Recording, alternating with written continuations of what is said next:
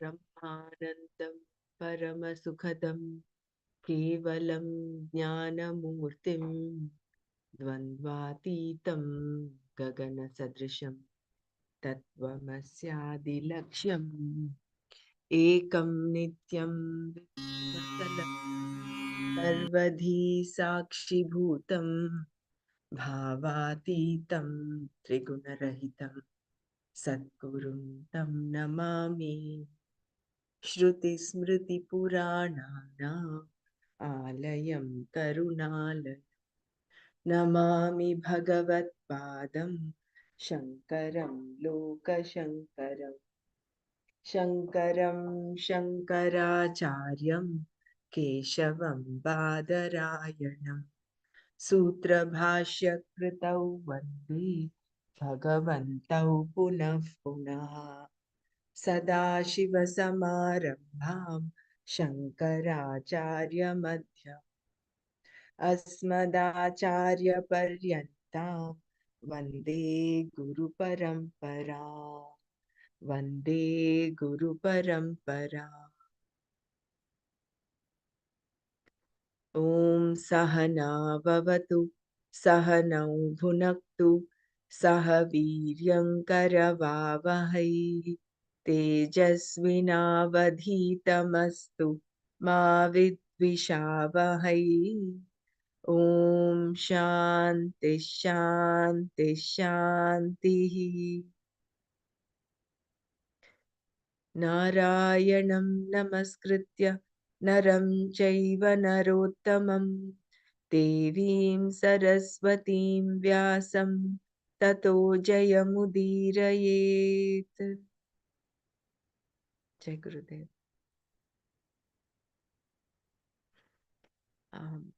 Today and tomorrow we'll do Manana of what we have understood of the Nirvana Shatakam that Swami Dayananda has so very uh, has put forward in so much of detail. Whenever the need is, we can go back to the video and then listen to the video again. So before that, we'll play the Nirvana Shatkam once and then we can start sharing.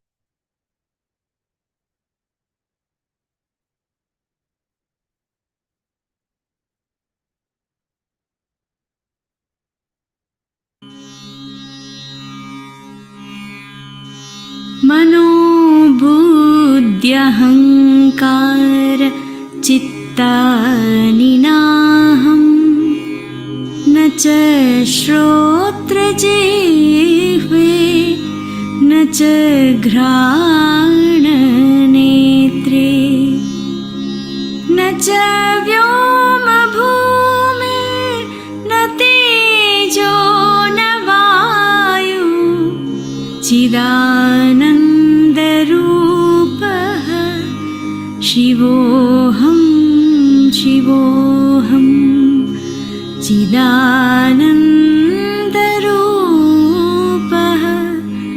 शिवोऽहं शिवोऽहम् न च प्राणसंज्ञो न वै पञ्चवायुः न वा सप्तधातु न वा पञ्चकोशः न वाक्पाणिपादौ न चोपस्थपायु चिदानन्दरूपः शिवोऽहं शिवोऽहं चिदानन्दरूपः शिवोऽहं शिवोऽहम् न मे द्वेषरागो न मे लोभमोहो मदोर्नैव मे नैव मात्सर्यभावः न धर्मो न चार्थो न कामो न मोक्षः चिदानन्दरूपः शिवोऽहं शिवोऽहं चिदानन्दरूपः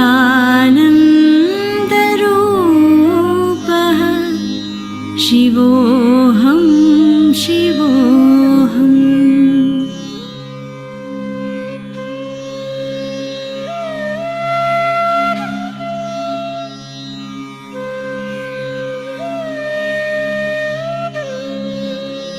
न पुण्यं न पापं न सौख्यं न दुःखं न मन्त्रो न तीर्थं न वेदा न यज्ञः अहं भोजनं नैव भोज्यं न भोक्ता चिदानन्दरूपः शिवोऽहं शिवोऽहं चिदानन्दरूपः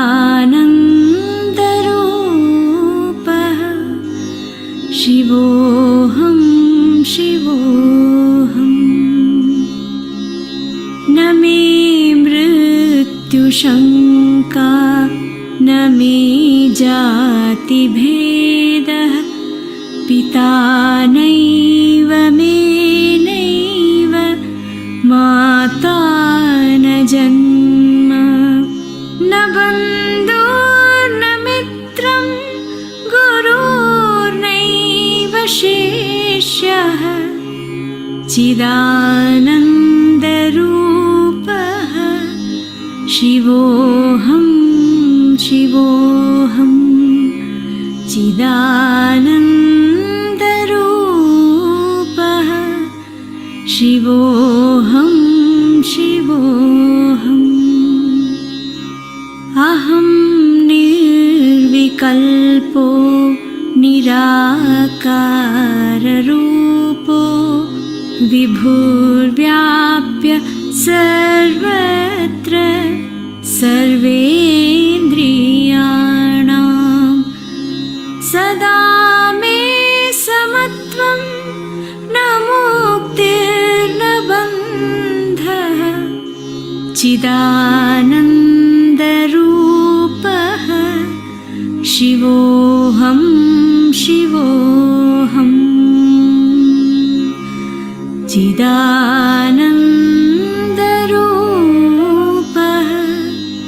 शिवोऽहं शिवोऽहम् शिवोऽहं शिवोऽहम्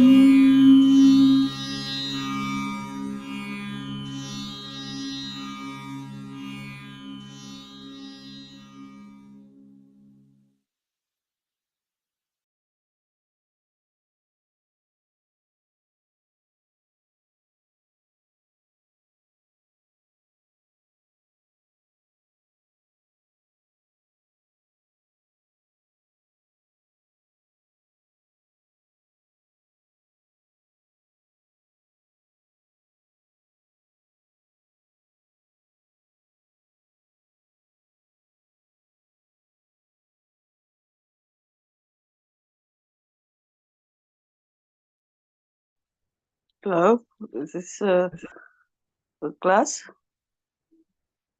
I'm not sure what's going on. Uh,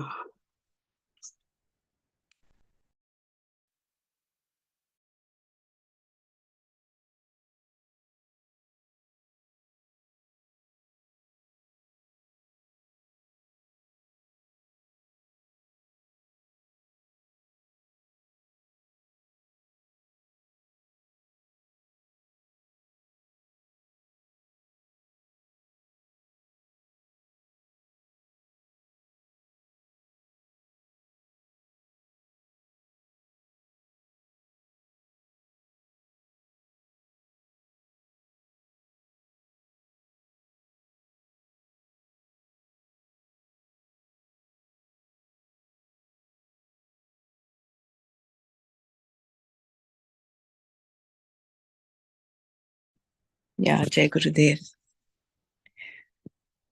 We can either go verse by verse or whatever we remember from what we've listened to in the last 12 videos. we can share that will contribute to not just our understanding, but it'll help everybody else. So, if I remember right, Swamiji had started off with, there are only two words, there are only two things, aham and naham. Dvau padarthau aham naham. And how he went on to describing what all naham is, na aham is. Everything that we see and perceive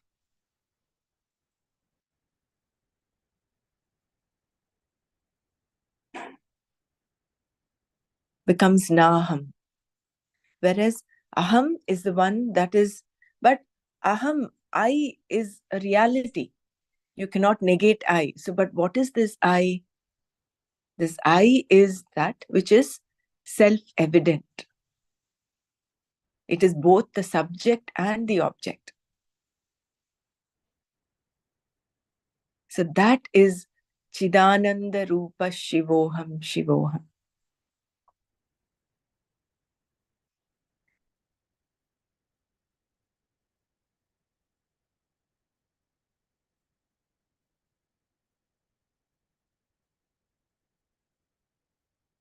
Yeah, I would encourage everybody else also to share.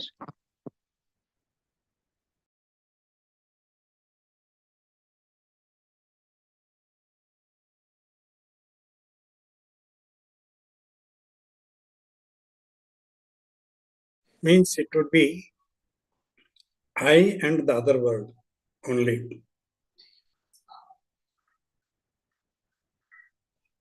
Knower and a known. And there can be only one knower.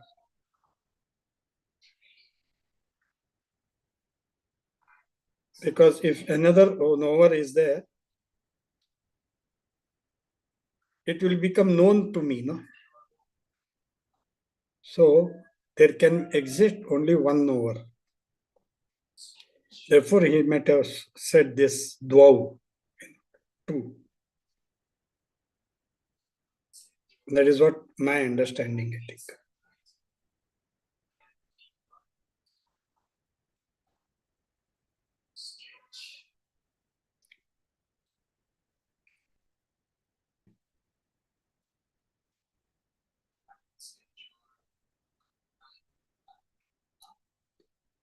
This Atma and Anatma, no?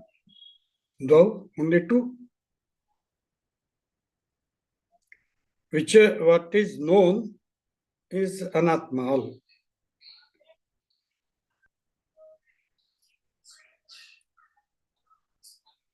Subject and object.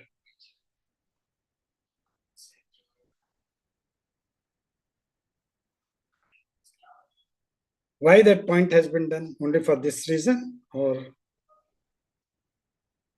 can you explain, please? Yeah, that is the subject and object. Whatever you perceive is anatma. When it comes to I, what you experience, what you perceive is there is that fundamental mistake that we make, and therefore this understanding is required.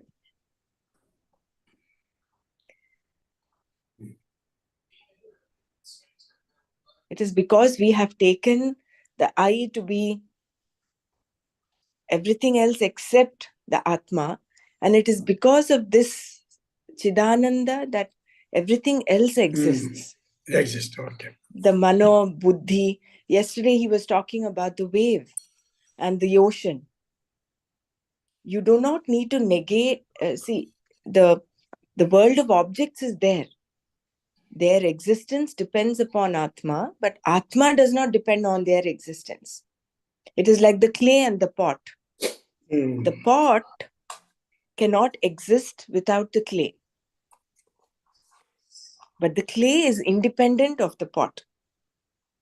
in spite of the pot, whether it's a small pot or a big pot or a crack pot, like he said, the clay exists. And that is the truth.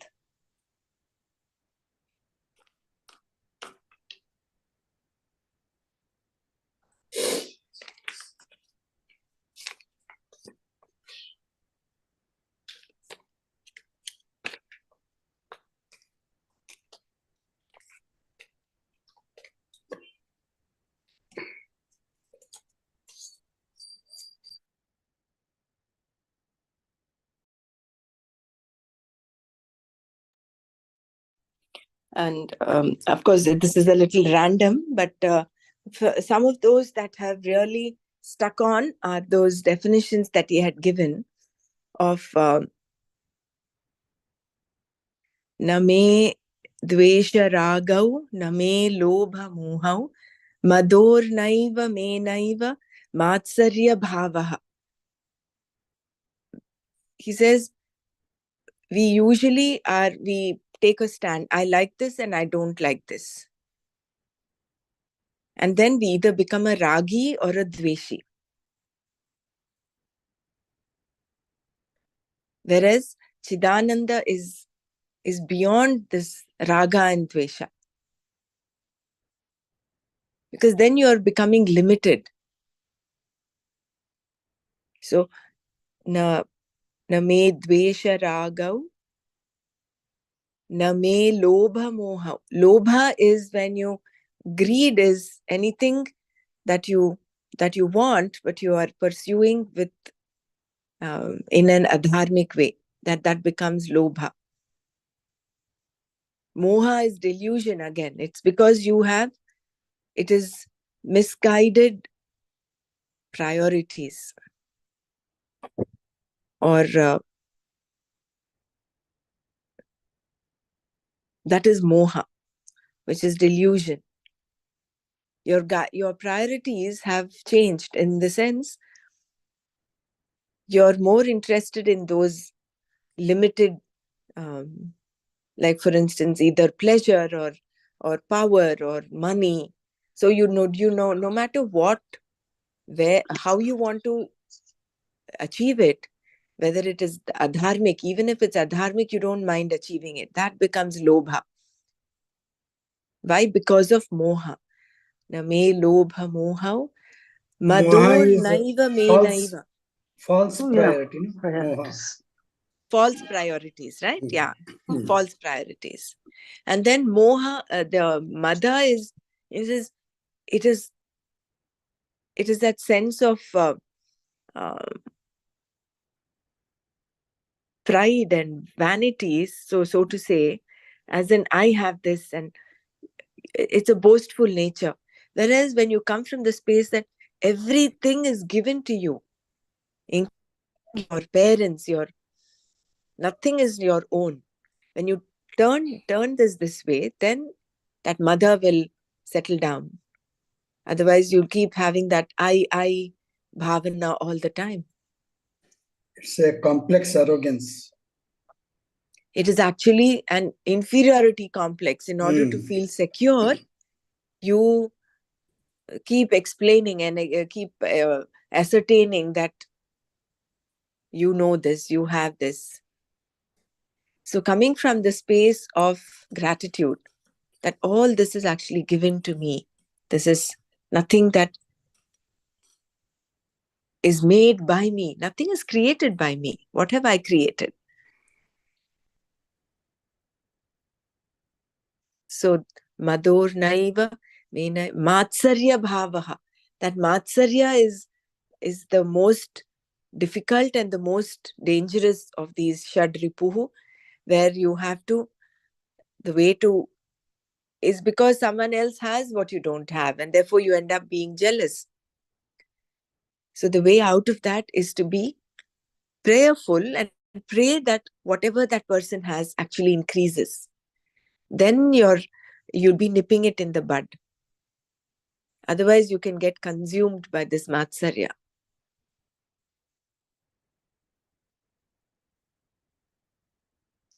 Pray that that person gets more power or more money or sings better or cooks better, rather than say, oh, I cannot do the way. The problem comes when you start comparing yourself. When you start comparing, then you end up saying, I don't have this. And then that Matsarya creeps in. So these were a few tips that Swamiji had given that were very, very useful. Yes, please go ahead.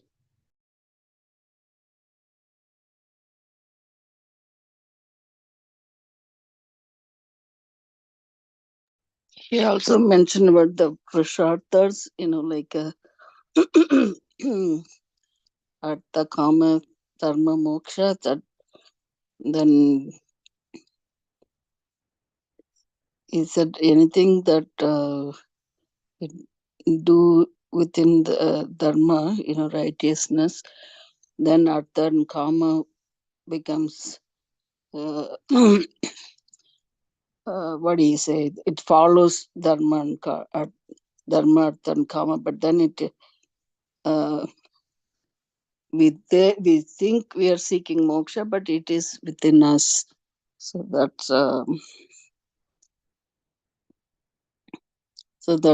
that's one, it's not dharma, and is not any of that. But then for us, we have to follow that until we get there.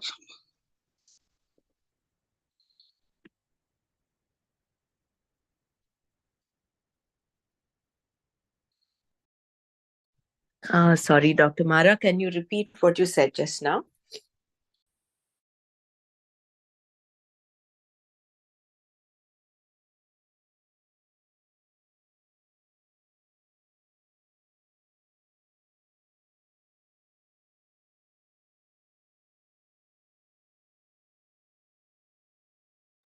No, I'm saying like those purusharthas. He mentioned that dharma comes first, then artha, kama in our life, but then the moksha is actually, we normally say we are leading in the spiritual path to attain moksha, but then to attain the freedom or whatever, but that is within us, that moksha is, so you really not seeking or something like that. I think that was, he mentioned in the last day or something. Yesterday I was just listening to the YouTube video, but not in the class. I don't remember when he said that, but I don't know. Did I mistaken? I can't remember all the words, but uh, that's what uh,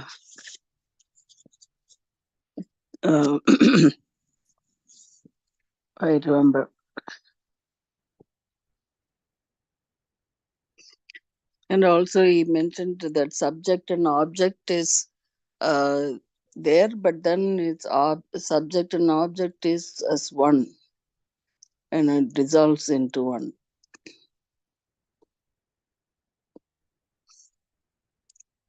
There isn't that duality in the subject and object.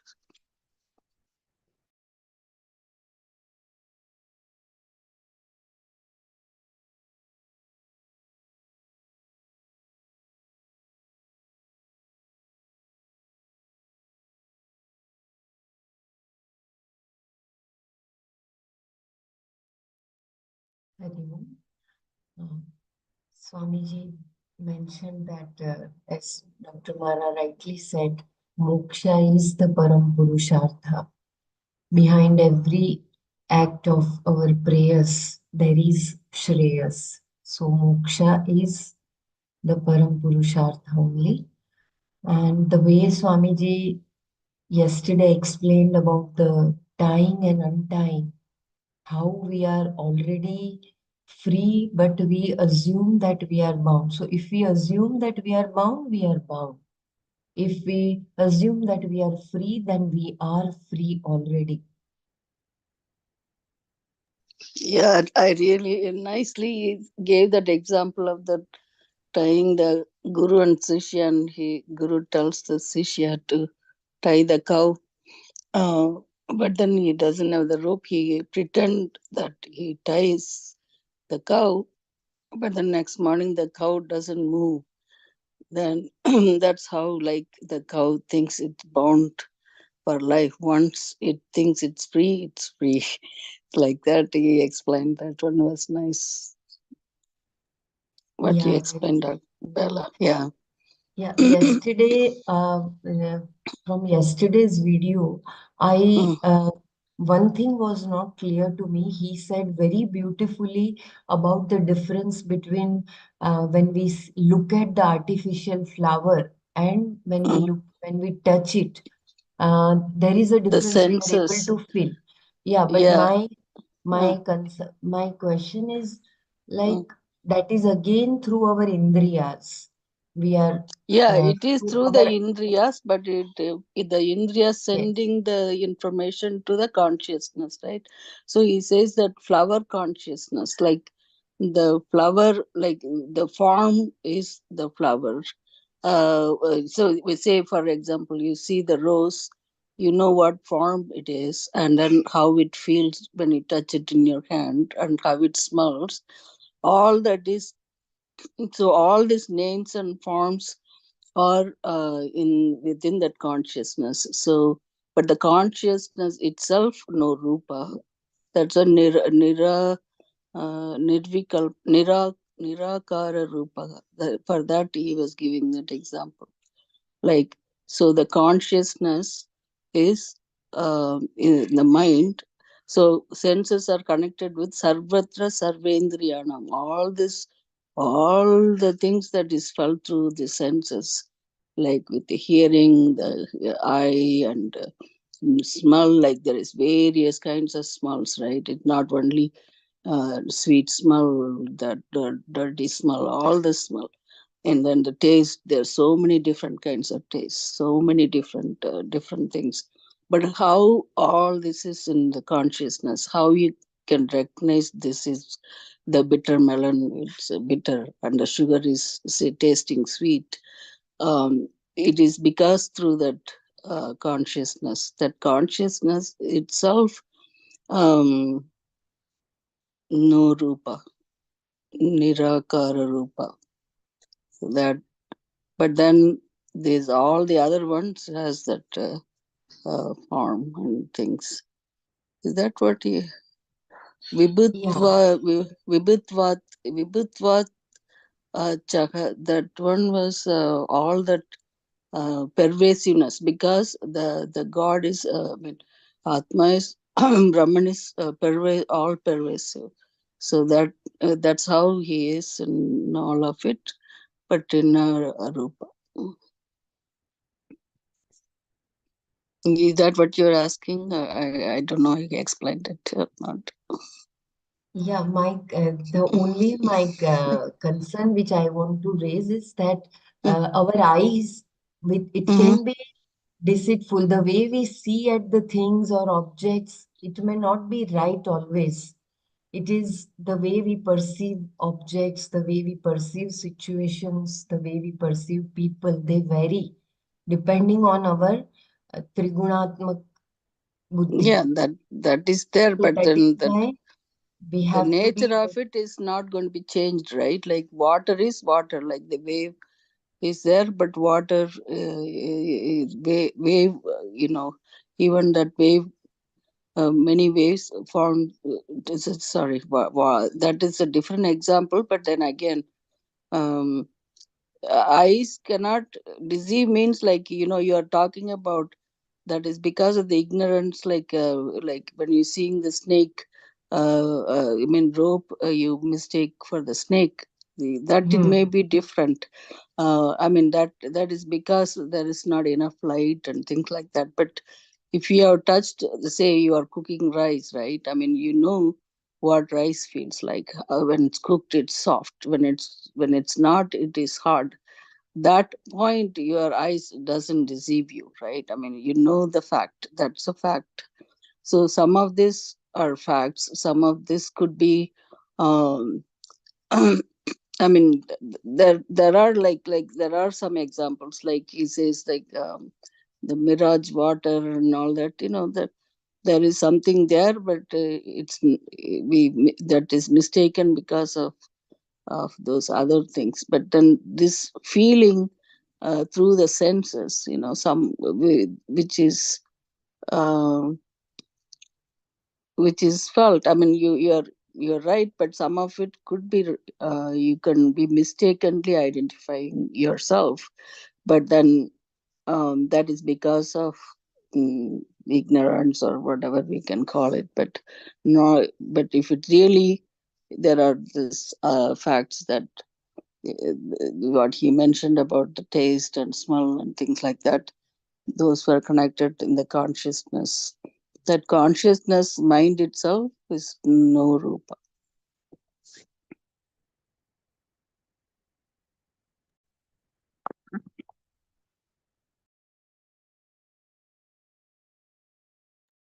Also, in the very verse, he talks of Mano Buddhya Hankara Chittani Naham, Nacha Shrotra Jivhe, Nacha Grana Netre, Nacha Vyoma Bhumir, Na Tejo na Vayu, Chidananda Rupa Shivoham Shivoham. So he talks of I am not even the five elements, and all these that appear from, because all this is what I can see. I can see the. I am in that, but I am not that. Like They that are is in me, but I am yeah. not in them. Yeah. Right. So and all these sense organs are a product of the stula sukshma karana shariras are all a product of these panchamahabhutas. This so because of that, nacha shrotra jivhe nacha grana netre. But their very existence depends upon Atma. It's like the pot depends on its existence for the clay. Without clay, there is no pot. It is only a thought. But that thought, there is first that thought, and after that thought, that it manifests. So, Yeah, true. Hariom Ramiraje, could you please explain about the space aspect also? Yesterday, very beautifully, he had explained the space aspect. It is very clear, but still, could you please, the inner space and the outer space, he said very beautifully, but kindly yeah, elaborate. yesterday I should confess I was not really, because I was in another event yesterday. So I have to actually go through yesterday's thing. But the from what I space. understood, yeah, Yeah, go ahead. please go ahead. Go ahead, Dr. Mara. No, I wouldn't listen to him, but that I think the space, when he said there isn't, like, yeah, when you say a room, the room has the space surrounded by these four walls, but then the four walls also in the space, like it is also in the space. So it's not like see, we call it as though when you come out of the house or something, or this outer space, like when you go out certain height or in the above you, so that you say this outer atmosphere or whatever we is calling. But the space is even within us. So we just this taking, there's only one space altogether. It's not, it's all in one. So that's basically what he mentioned. I don't remember, like he was he that part is when the pot is the space in the pot, but then when the pot breaks, then the space dissolves into the other space. So that's how we are, like all these humans and everything, has taking up some space, and that space is in within that person also, and then also outside. Then when it dissolves, and all merges one into one.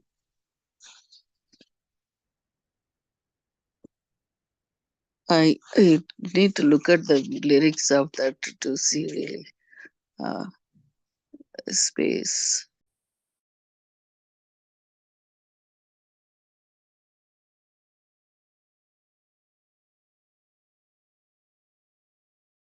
Go ahead, Dr. Brahmara. I think that's what I remember about that space.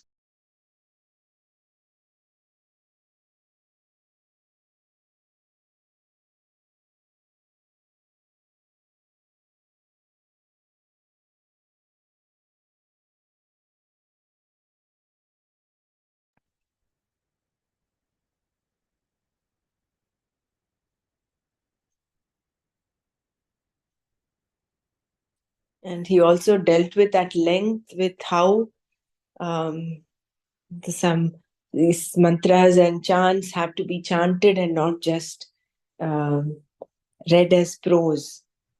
We talked of the laya. Laya is the absorption wherein temporarily, it is not like a permanent realization, but temporarily the mind modifications have settled down. That insecurity, all that is settled down. And then you experience um, that happiness wherein for a moment that seeking the mind that is complaining, the mind that is feeling insecure, that has settled down. That is what happens in laya. So when you are chanting or when you are even meditating, and he spoke at length also about the difference between nirvikalpa samadhi and he correlated that to sleep, the differences between nirvikalpa samadhi and sleep. Savikalpa Samadhi or something like that. He said. Savikalpa samadhi is when you have thoughts, whereas Thoughts. nirvikalpa is where even the thoughts subside. But Right. even in sleep, deep sleep, there are no thoughts. But how is deep sleep different from the nirvikalpa samadhi? It's like a lighted room It's a light, versus a dark room. dark room. Yeah. The sleep is in the dark room and the other one is in the light room. The samadhi is in the lighted room. So, one time, what is her name? Dr. Malik was asking about this Nirvikalpa Samadhi. That's what I remember. Like, so he said that is meditation. I mean, you're basically quiet, right? And in the lighted room. And then this is the your sleep in the dark room. That's a difference. Yeah. He really dissected every word nicely, but now I don't know. You have to read it again to see. It was nice. This Sarvatra Sang, that one he mentioned basically it present like it pervasiveness of the Atma. That's what I remember about that. And the consciousness behind all the senses.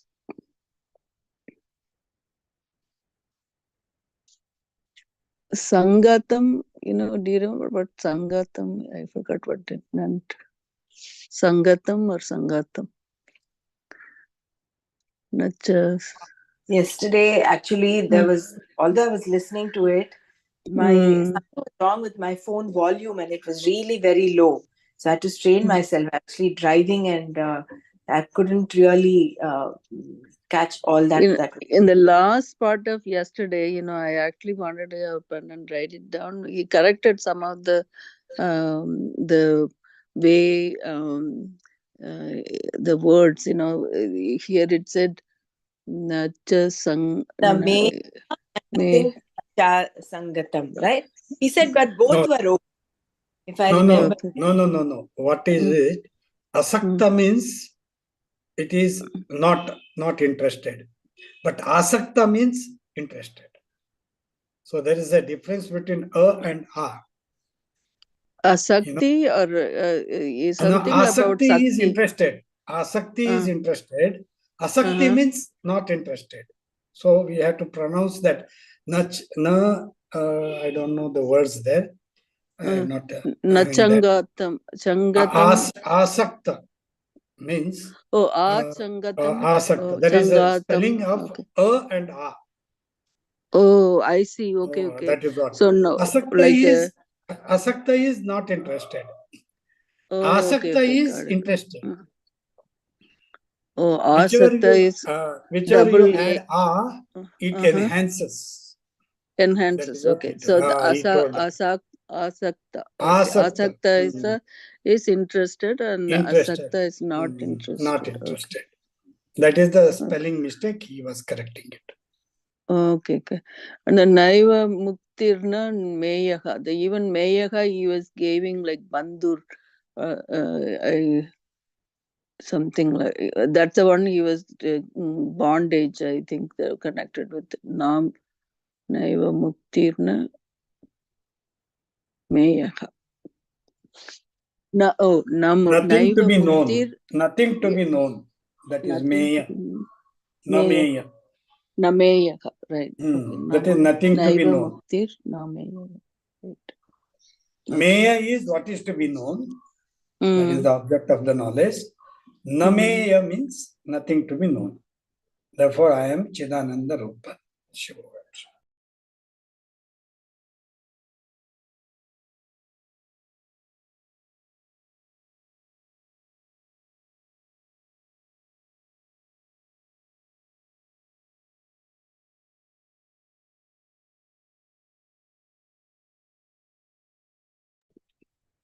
So that's he also felt like that's where he was saying about the bondage, and I'm not attached to anything. I'm free from I am not attached or freed or something like that. You mentioned that's where the brought up that bondage in the cow, and that example also.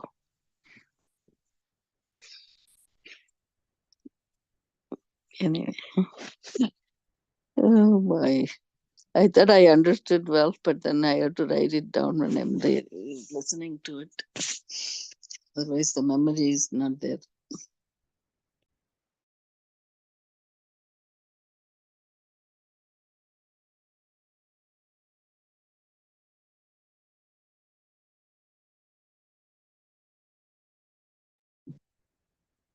He said when there is a punya, we feel sokyam or happiness, and when there is a papam, we feel the dukkha, that sadness. So it is not, we are not that punya, papam, or the sokyam and dukkham.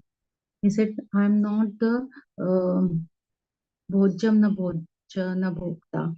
I am not the doer, not the I am not I am the enjoyer also what I am doing.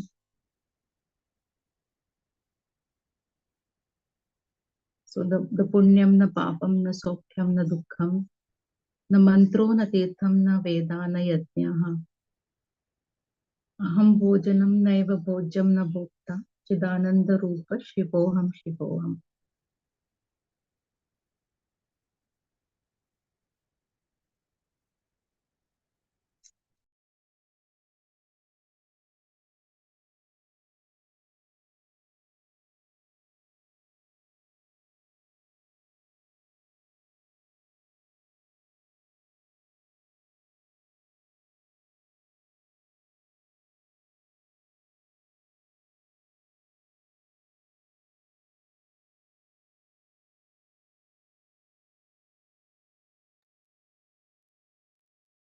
Hari Om. The way Swamiji explained about the importance of that I, you are not so, there are so many things which you are not. And it is in a very few, only one line is there, Chidananda Rupa Shivoham Shivoham. But that only one line is the center of the universe. You are the center of the universe. And because of you, the whole Srishti, the whole Brahmand. So that reality, once it is known, when it is realized, then the whole life becomes a celebration. It is like, although you are not that at micro level when we see, Like when he was giving the example of when he was giving the discourse in Peninsular, but that time, like you are at a the existence of yours is very, very small, but yet that you is only pervading in the whole universe, whether it is in a any form, different form, because there is no form when we talk about the Atma, but still it is pervading in various forms. So their existence is you only. So that feeling is such a beautiful feeling. And now we understand why Bhagavan says, I am in and through all the beings, but I'm not in them. Yeah. Also, he talks of how the thought, the moment you think of something, your consciousness is filled with that. As in, you think of a pot, it is only the pot that is there. You think of the stars, the stars come into your consciousness. So it is at the same time, like what you very nicely brought out that he had mentioned, it expands, it fills in. I wouldn't say it expands, but it has the capability of filling in everything that it thinks of, everything that is perceived. So that is what we are. That is the limitlessness of consciousness. It is all pervading. You You mean don't the need to go it's to the solar system. superimposing it's superimposing that one object on the top of the other, like, if you're seeing things. Is that what you're saying? Like he Not mentioned about superimposing. like he Yesterday, I said, think like, yesterday or day before, he had mentioned yeah, Nirvikalpa. For you Nirvikalpa, see he said, a flower, and then hmm, then you see the mountain, hmm, then you see a bus going, and then he said one guy is there. So he says flower plus mountain plus bus, hmm, and then when the hmm. human being you see, and he said that's superimposed on these. That's how he mentioned. So I thought it's probably true. Like when you see like a scenery, like. How that picture comes to your mind is you see so many things, right? That this kind of layer of stuff, it layers down into your mind, I mean in your consciousness, that photograph or whatever that we are seeing. So every object is being recognized and recalled from your memory, from the previous experience that we have in our system, right? That's what you're saying, limitlessness, because it includes everything. Yes, the moment you think of anything, Mm, you're there already. It is filling your right. consciousness, right? He Yeah, says the exactly. consciousness plus any object, or consciousness minus any object is equal to only consciousness.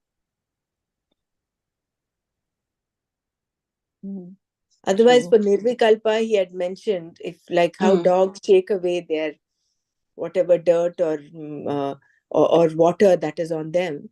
They shake it out. You may have to shake out all the thoughts in your mind, but that is not required. You'll end up, he was mentioning jocularly, you'll end up having Parkinsonism without having Parkinson's disease. That wondering why he said Parkinson's disease and all on a because he sudden, kept shaking. No, yeah, no, no. shaking, yeah. He was shaking his head. It's that tremor, the Right, tremor right, that I is so much understand. part of. Mm, Oh that my is so much God, now part of. only I get the joke. Oh my God. I was just wondering, I may probably missed the word in between, and I said, why he's talking about Parkinson's now? And oh gosh, okay. And when he talks of na na mm, na mrityurna shankha na me jati bedaha pita naiva me naiva mata na janma. Na bandhur na mitram gurur naiva shishya. Chidananda Rupa Shivoham Shivo. Then there is only one. There is a question of there is no question of death, doubt about death, because you're not born. And where is the question of jati? Atma is when there is only one, there is no question of jati and where is the question of father and mother when you're not born? So all that is linked to that birth. Yeah. He mentioned a lot of times, he brought up this Adam and Eve. With that story, kind of Catholic Church and stuff like that. This, you're right. We have to recollect it like this only. It'd be nice to bring back. Thank you, Dr. Ramana. That. And then Guru Naiva Shishyaha.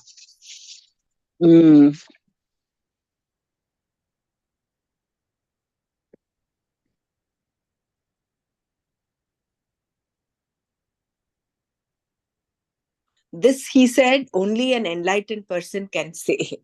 This plus also the na mantro, na tirtha, na veda, na yajnaha. Yeah. Only a person who's enlightened can say this. Otherwise, all of us seekers we have to would have that things. little bit of kartritva and bhoktritva bhavana. Karma kanda part, Karma. Yeah. Karma yoga also implies that there is a karta.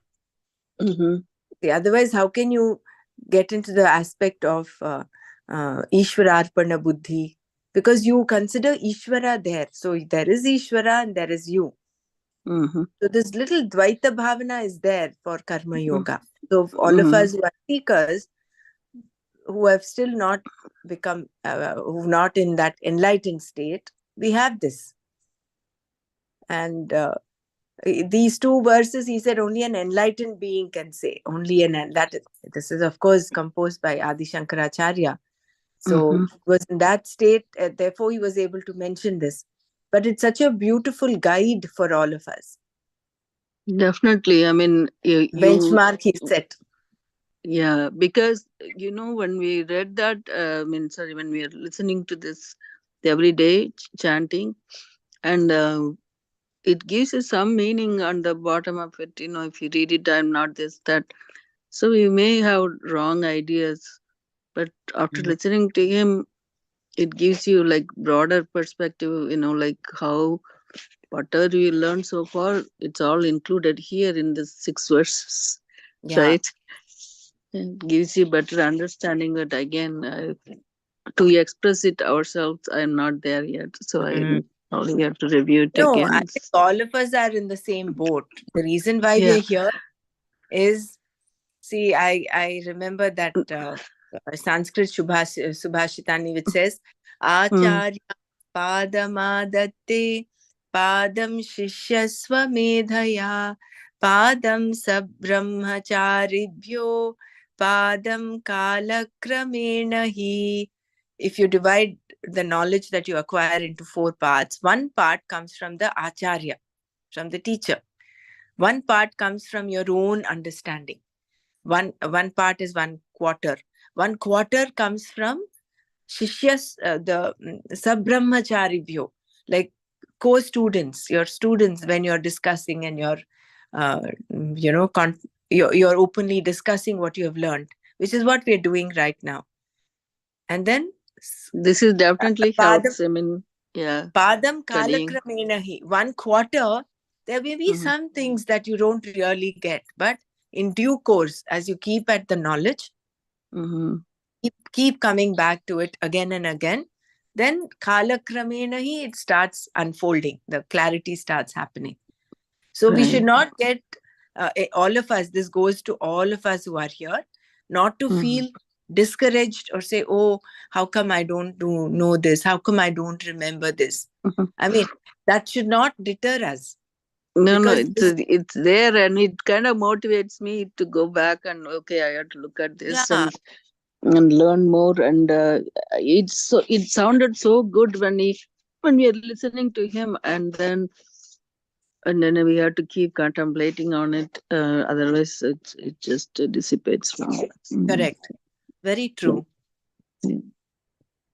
But So it's nice. At least 25%. At least it stuck to mind.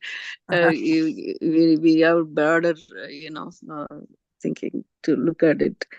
But good. the idea is, so far we cannot keep saying I'm not the body, I this that, but um, he can say it, but we are not there yet, and we still have to. But then at the same time, in the end, he said this Atma Anatma part, or the subject and object part, is all dissolved to one. That's how I got it. But maybe I don't know what you think. I mean, there is no I or um, the object part. Object is because he is pervaded into all these objects. It's all one, right? It's not like um, even though we say this Maya and all these things, and all this exists. All this exists. Um, it's called as one. The Brahman or Atma.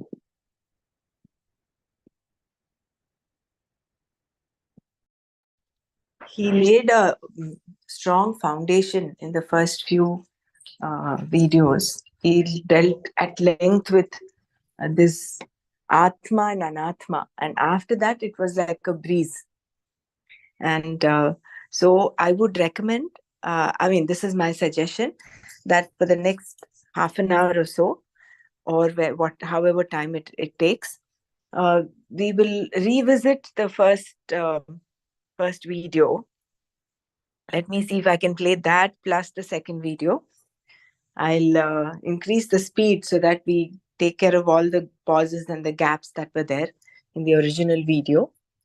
If all of you are okay with this, we'll revisit the first video Yeah, at least. Then I also tried to put the a little bit faster, like a little bit more than normal, kind of closes the gap. yeah. Yeah, that's a good idea. Thanks. And from day after, tomorrow again, we'll continue Manana on this. Those of us who can go back to the recordings, listen to them, come back, and then share will be great. Day after, that is Sunday onwards, we will have 18th chapter. on, not the 18th, Uh, Dvichatvarimshat. Ramana Maharshi is handpicked about 42 shlokas from the Bhagavad Gita. So Nana is we'll have sessions with Nana on the Dvichatvarimshat. And then after that, we will start the 18th chapter. That is the plan. oh, so he's going to be there for a week or something, or just one day? Yeah, it might take maybe 5 days to a week.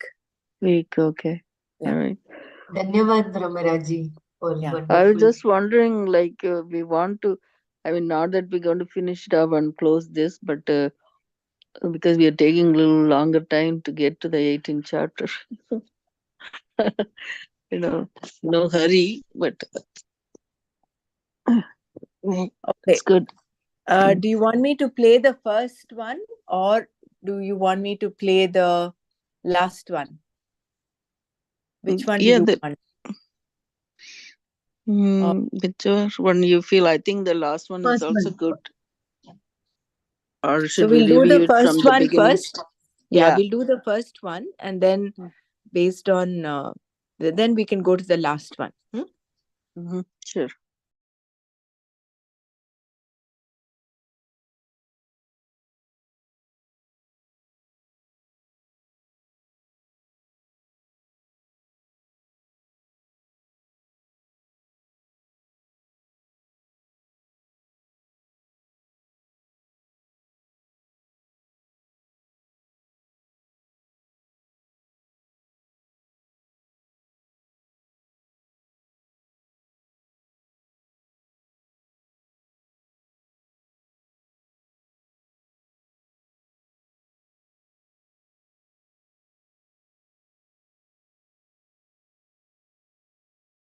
We'll chant the Shanti part and then Om Loka Samasta Sukhino Bhavantu. Om Shanti Shanti Shanti. Om Tat Sat Shri Krishna Arpanamastu.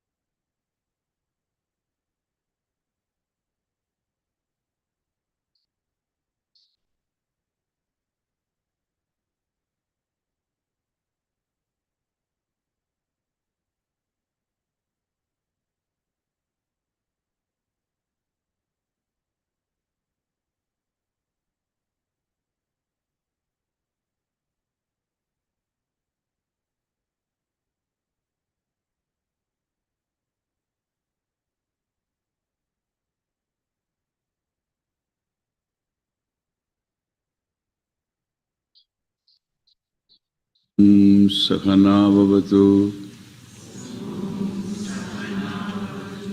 Sahana bhavatu, Sahanau bhunaktu, Sahanau bhunaktu, Sahaviryam karavavahai, Sahaviryam karavavahai, Tejasvi. Paying attention to what I learn properly. There are certain things, singing, chanting, these 2 days, some other meet I went to attend. Oh, all kinds of things.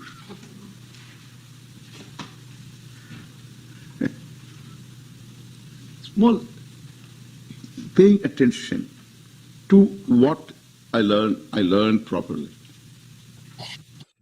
There are certain things in Indian, this literature, Sanskrit literature, there is something you have to chant. Chants are to be chanted, not recited. There are verses to be recited, not chanted. There is prose literature to be read, neither recited nor chanted. And there are songs one has to sing. You can't recite, you can't chant. A song is to be sung. So what we have is a verse which is to be recited, but is allowed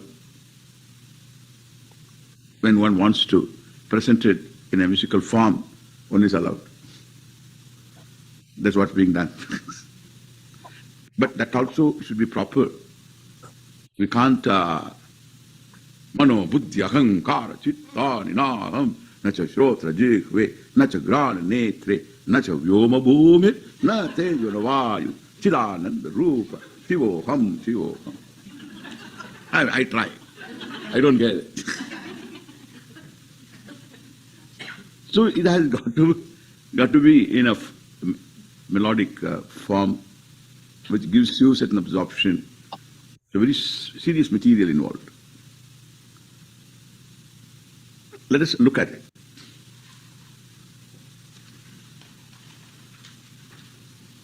Mukesh ji will sing. I'm not going to sing yet, nor I can sing. So I'm just going to recite. Mano buddhyahankara chittani naham. Mano buddhyahankara chittani naham. Nacha shrotra jihve. Nacha grana netre. Nacha vyoma bhumir. Na tejo na vayuhu. Chidananda rupaha. Shivoham shivoham. Chidananda rupa shivoham shivoham.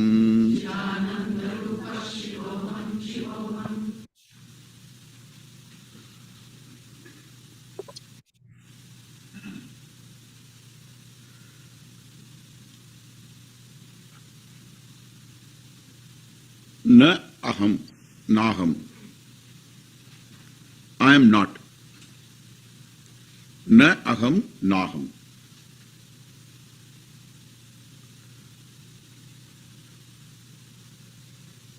When I ask you, what is a table? What do you mean by a table? I have to tell what is table. I need not say table is not a tree, table is not an umbrella.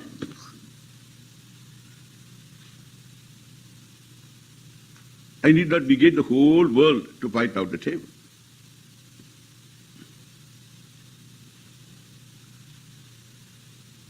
But when something is misconstrued,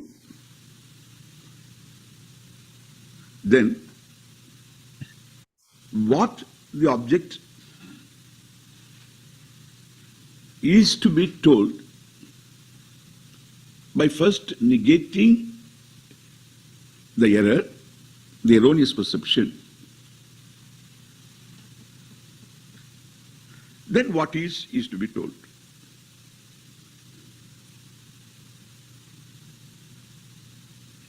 There are only two words that we need to know really seriously.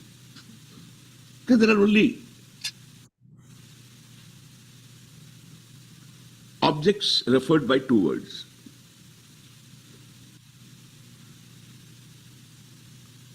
One is I, aham. The other is naham, what I am not. Very interesting.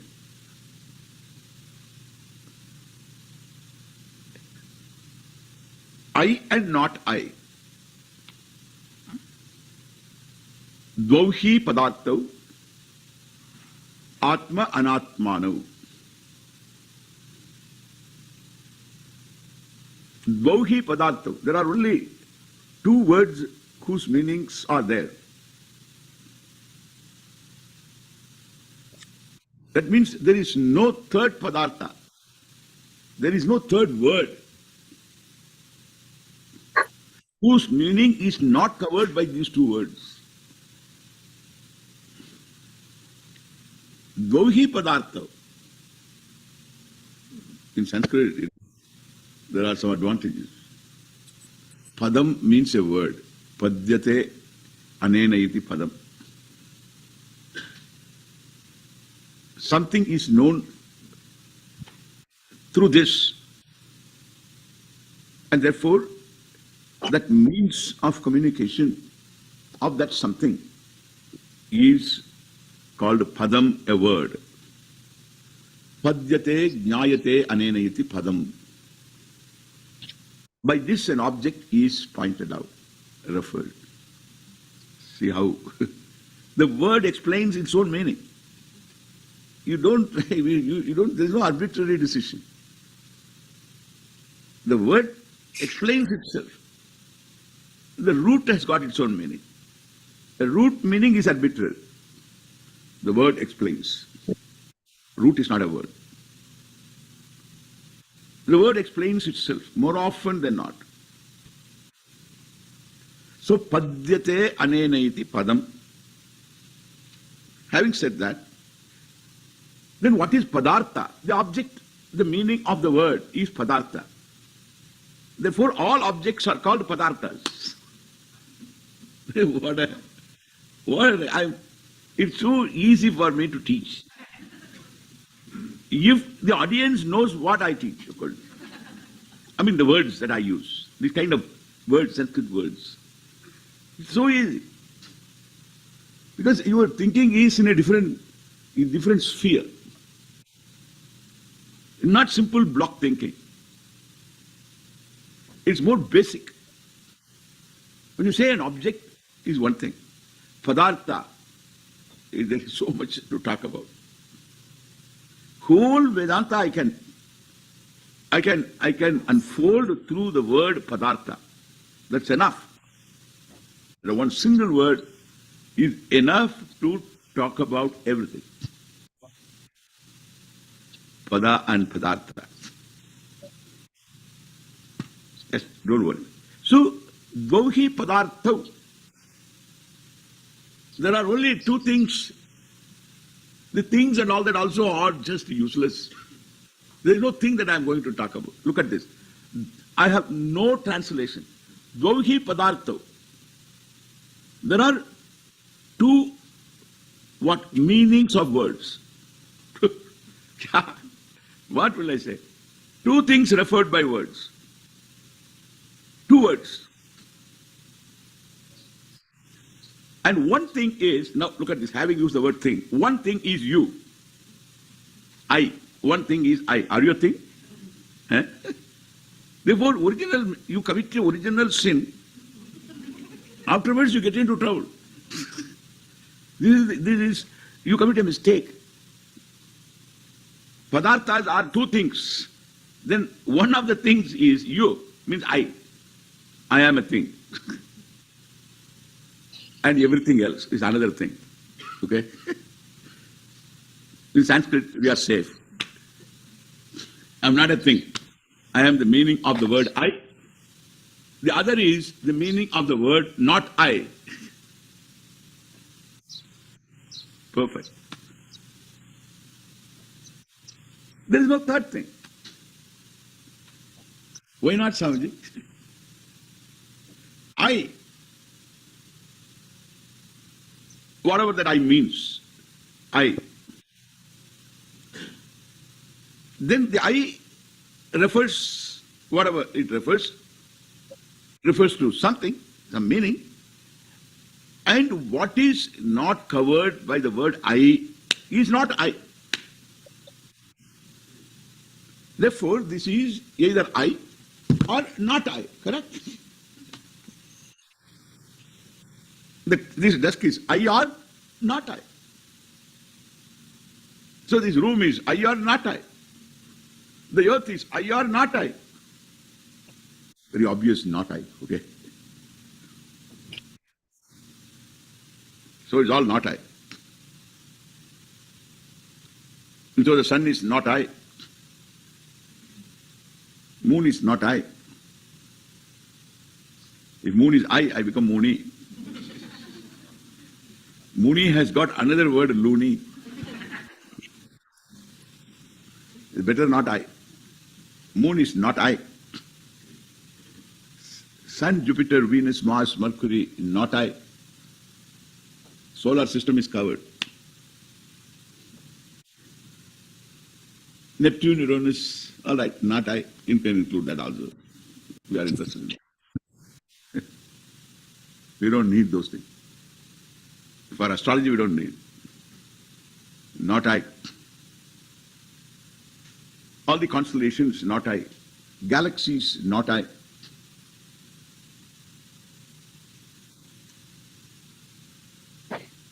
Therefore, anything that may exist which I don't know, not I.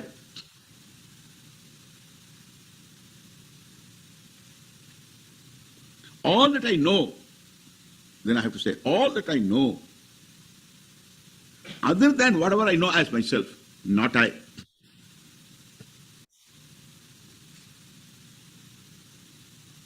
Is there anything third? I and not I. Is there a third thing?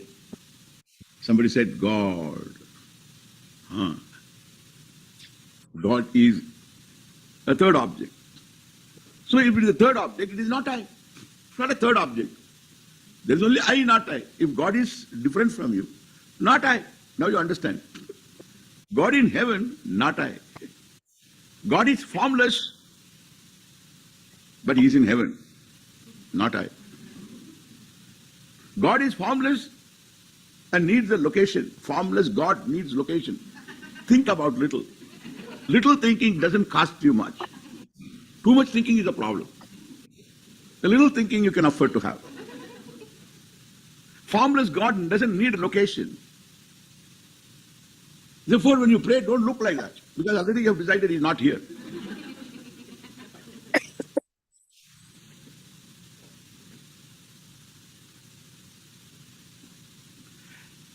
And formless God, having a street address in heaven, between us, don't tell anybody. He's a male. He's a he. They are very definite about it.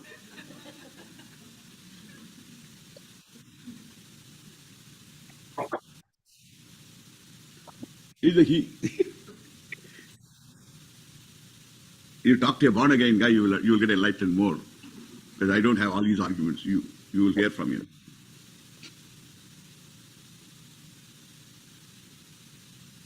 Say he.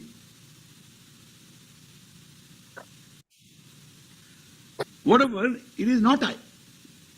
If God is other than me, it is not I.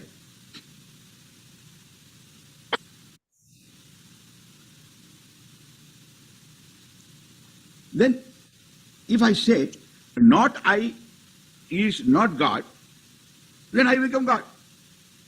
Then I become God. I have another name called God, that's all. You can call me God. Don't ask me too many questions because I don't know. So this God becomes I. Then I have a meaning of myself, and that meaning doesn't fit into God meaning, and therefore we get confused. What shall I do? I cannot be God. You are not I God. So your God is other than yourself, then it is not I. Someone said, why not God is both you and I and not I? If that is so, we need to know. We need to know a lot.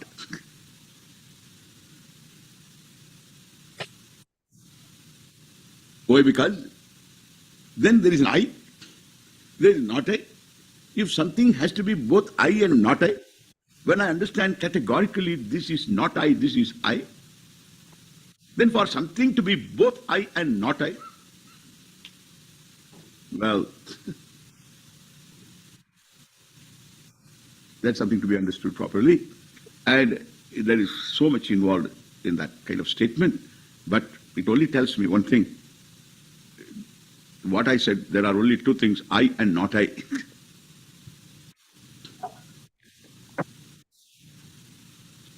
Then there is nothing beyond I and not I. In fact, these two are swallowed. If you say both are God, then even two are God now. Correct? Let us not get into that kind of a problem now. There are only two things to begin with. There is I and not I. The meaning of the word I, the meaning of the word not I. Atma anatmano. Atma anatma. Atma means aham. I, not I. So there is a certain analysis here. We need to draw a line between I and not I. A line runs between I and not I, separating I from not I.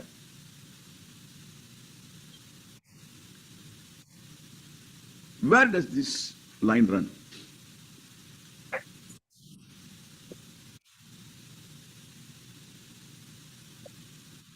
You don't take any object as yourself, correct?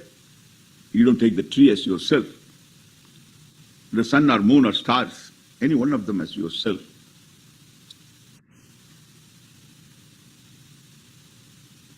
The cats and dogs are not taken as yourself. Even though one fellow thought he was a cat. He was a special person, that's okay. He thought he was a cat. He won't come out of his house because the street was full of dogs. He thought he was a cat. He won't come out. And he was taken to a therapist, very creative therapist.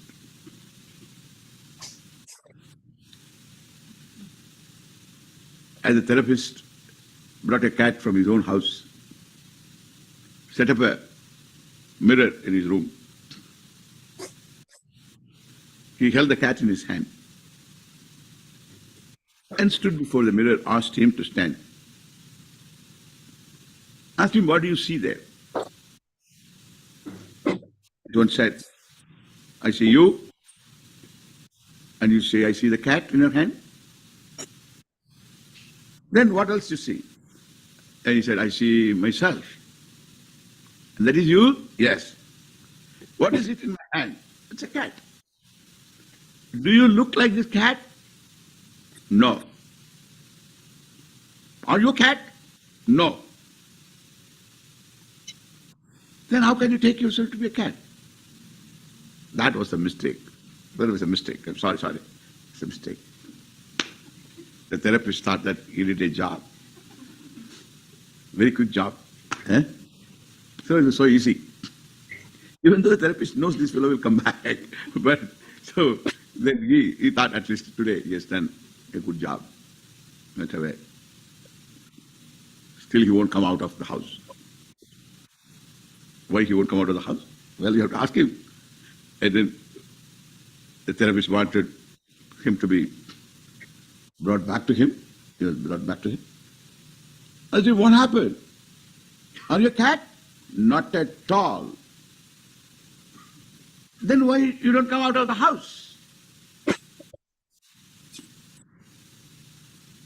He has he laughed derisively. He said, Doctor, don't you know this? What? I know that I am not a cat. How do I know? How does anybody know? Dogs don't look at me, as a cat. How do I know?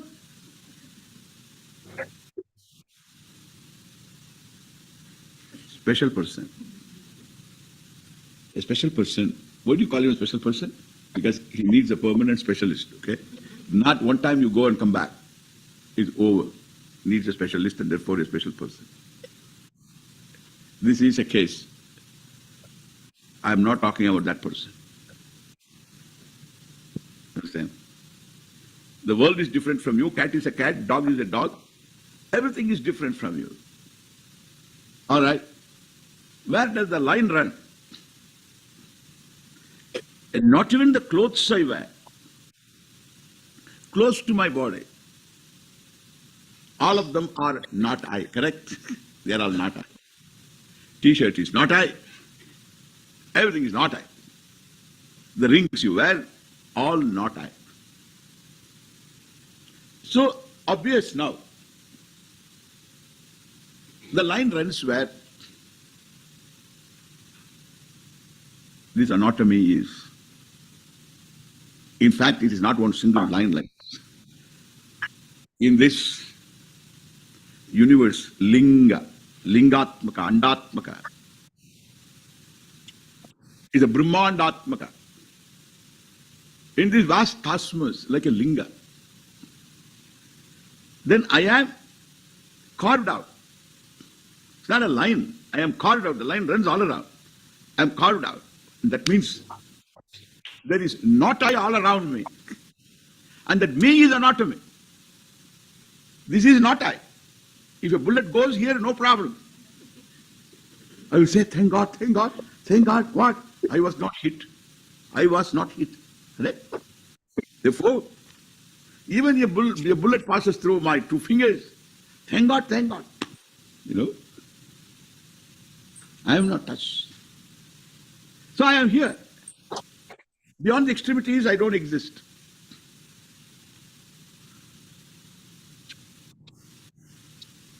Therefore, where does this not I begin?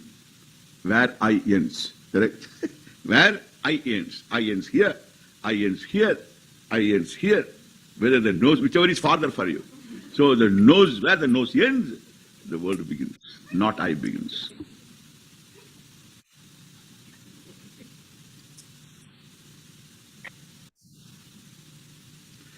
And therefore, this not I,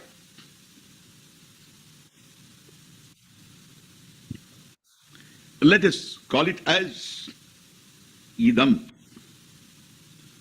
pratyaya, arthaha, vishayaha.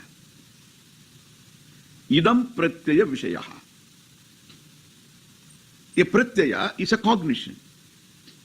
Vishaya is object. The object of cognition. Pratyaya vishaya. Idam pratyaya vishayaha. An object of cognition, an object of knowledge, perception.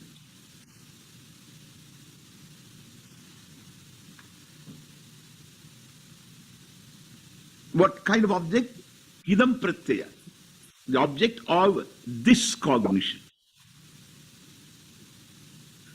So this flower, that this is opposed to I. This is not I, is this. So this cognition, technical. This is this flower, this sun, this moon, this Jupiter, this Mars, this earth, this tree, this leaf, this table, this chair, this flower. So when you say this flower, there's a cognition of flower, correct? There's a cognition of flower, knowledge of flower. So this cognition has an object. And therefore, so this cognition of flower is this cognition. Means this flower cognition, this flower cognition. Okay? This flower cognition or this cognition for which object is flower. Therefore, this joins flower. This flower cognition. This is now substituted by what? This crystal cognition. Correct? This crystal cognition.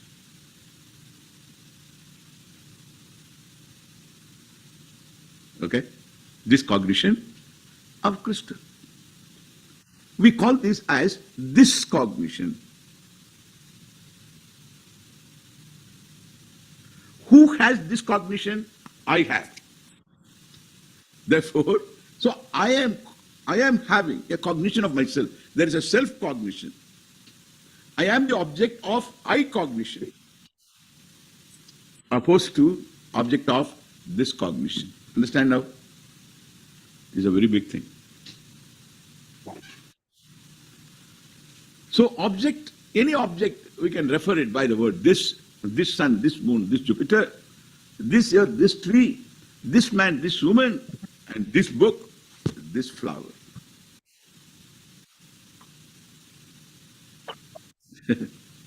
Wonderful. So all these are not I. We are understanding not I. All these are not I. So what I can refer as an object of this cognition is not I. What I identify as the object of I cognition is I. Wow, wonderful. Now, what do you identify as object of I cognition? Let me hear a little bit.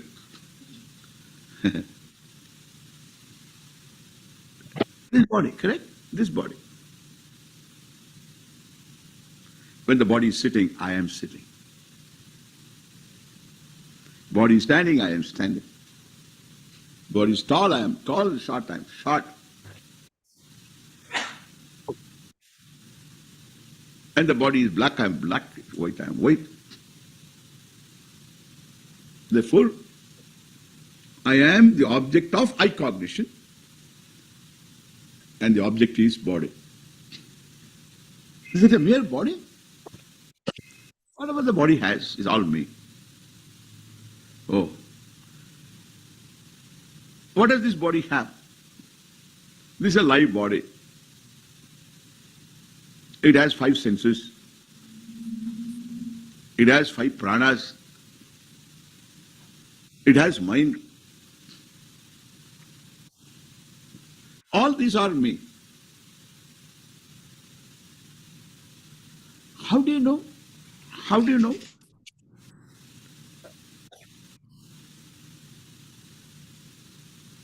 How do you know? After all, you are the object of I cognition. And that means the object of I cognition cannot be, should not be, object of this cognition. Correct? Correct. This cat, this dog, remember that. This cat, this dog. Then how do you know you have a body? Does the body tell I am the object of I cognition?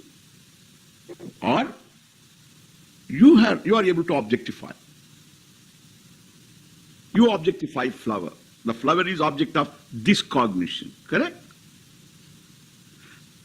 And my hand is object of this cognition.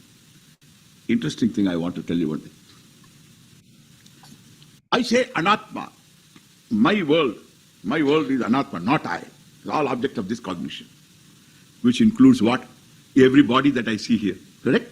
Every body that I see here as what? As not I, not I, not I. Object of this cognition, object of this cognition, object of this cognition. Wow. But when I say it is an object of this cognition, you say it is an object of I cognition. Are we confused here? Huh?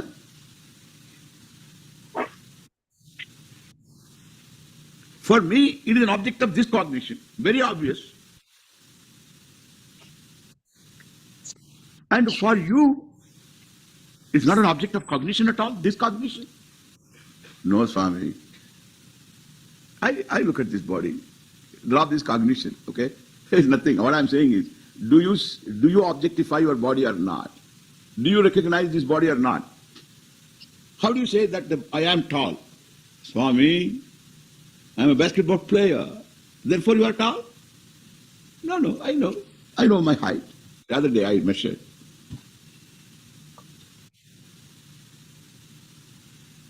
How tall you are?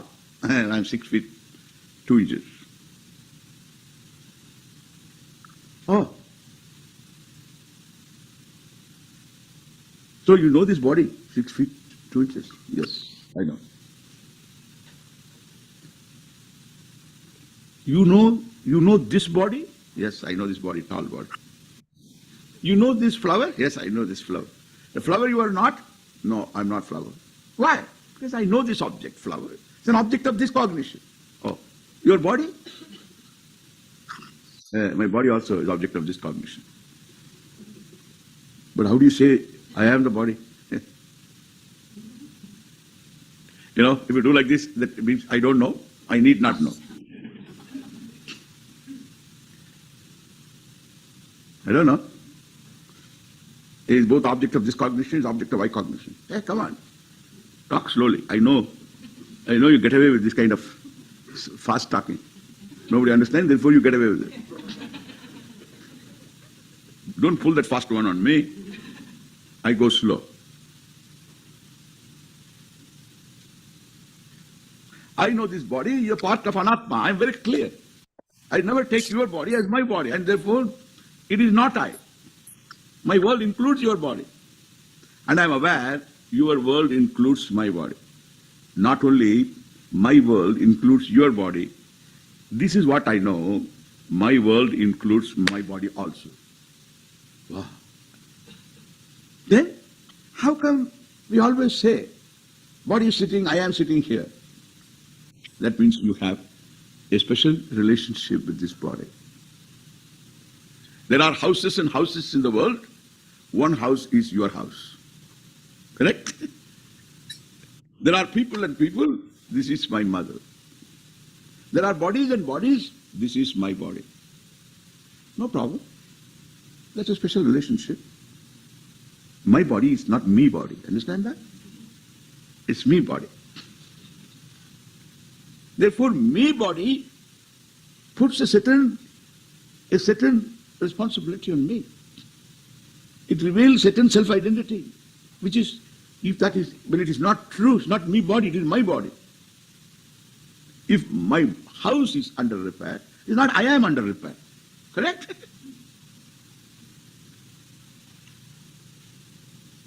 If my body has certain problems, it can be confined to the body. Why should I say all the problems belong to me? Or centered on I?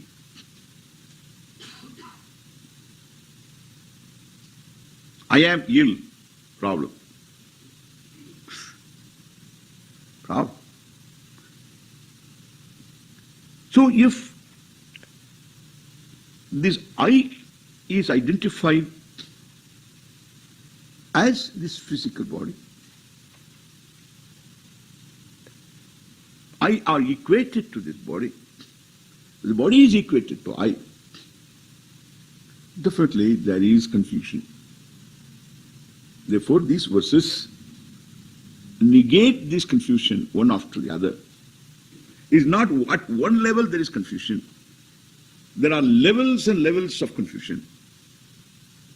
At all our levels of experience revealing the self, centered on the self, there is confusion. And so, the correction at every level is there. We will see when we come back. Om Purnamadav Purnamidam Purnat Purnamudachyate Purnasya Purnamadaya Purnameva Vasishyate Om Shanti Shanti Shanti Harihi Om Sri Guru Pyo Namaha Harihi Om.